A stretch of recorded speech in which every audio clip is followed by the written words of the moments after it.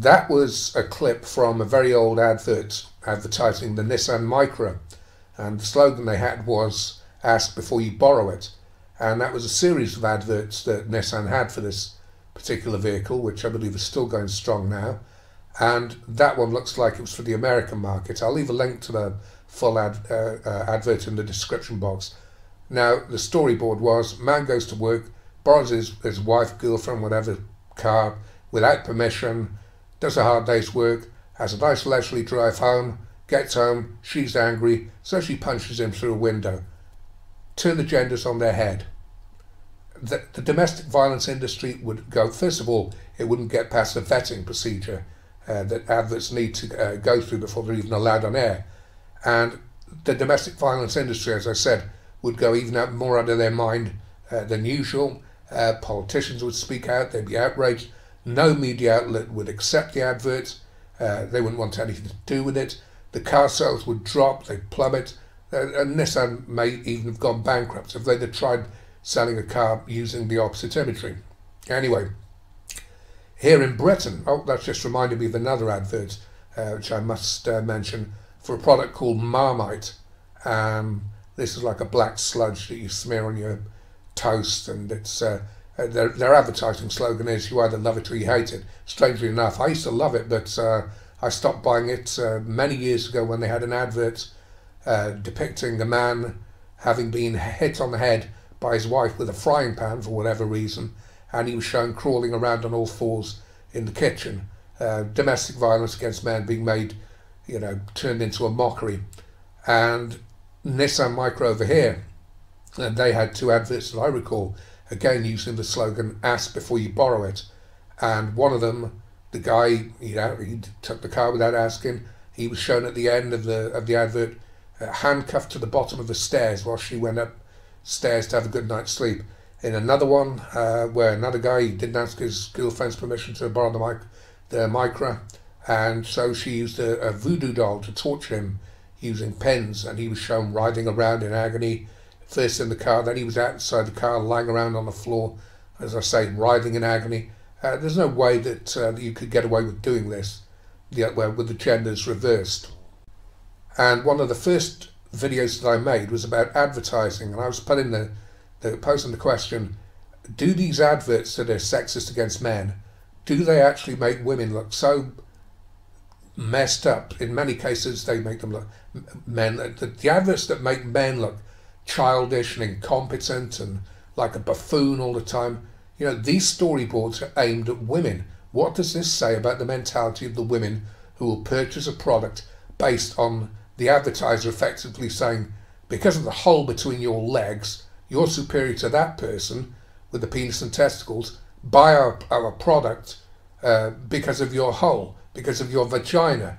It's just, these adverts just make women look like morons. When you have a media that's constantly complaining about what they describe as women's bodies being used to sell product, usually the products that women's bodies are used to sell, they're selling the product to women. I can recall an advert from donkey's years ago, and it was it was for a yogurt as you'd say in the United States, and the woman was slurping on the yogurt, and she was lounging on a sunbed next to a luxurious swimming pool, next to what looked like a Mediterranean, she was like on the edge of the Mediterranean luxury villa, and she was being served by these, I don't know, 3 or 4 hunky chunky models, really ripped models in their Speedo swimsuits, and they're practically naked, and she's just lounging there. And as it's during the day, I'm going to assume she has no job, and that the place she's living in is owned by her sugar daddy, so she's nothing more than a parasitical, prostitutionalized fucking cuckoo-bird bitch, as far as I'm concerned, just squatting on a rich man's territory. Anyway, I'm starting to go on already, so I've taken the original video down. I'm going to stick it on the end of this, but just before I do, I'm going to stick another link in the description box, and there's a guy who's compiled so many anti-male adverts it beggars belief. He's made a beautiful video. His name's Vinnie Mac, and I cannot recommend this video highly enough. It's called Misandry in the Media, and he's a spot-on brilliant guy.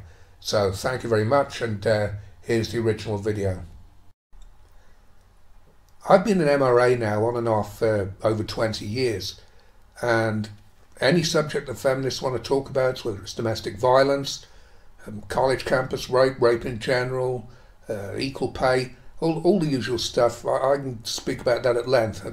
It's been all been covered, but it still needs to continue to be covered. But when people have asked me in the past, what got you into this in the first place?